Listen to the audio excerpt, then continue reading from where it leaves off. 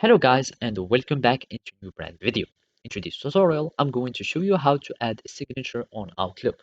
So make sure to watch the video to the end and follow these simple steps. So basically to add a signature, you will need just to go to your parameter or the Outlook settings or account, and basically you will be able to access the signature panel or just menu.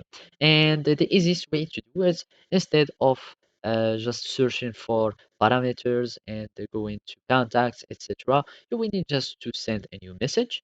Basically, just go for a new message, and from here we will find signature.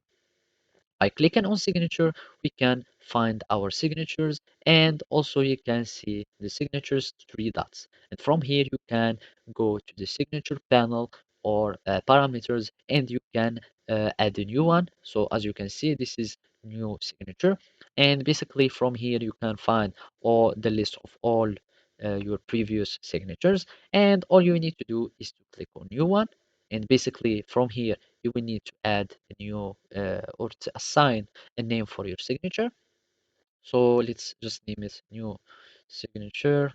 And after that, you can start have your signature here, like adding things. You can have other options of uh, your form, like adding images like your logo, anything that you would like, and you can copy, etc. And you can also change the font and stuff.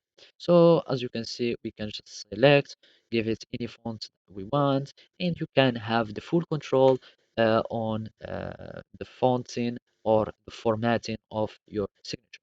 So basically, after all that, you will need just to click on save and you will have your signature that will be successfully added. So basically, this is how you can do it. Thank you for watching and see you next time.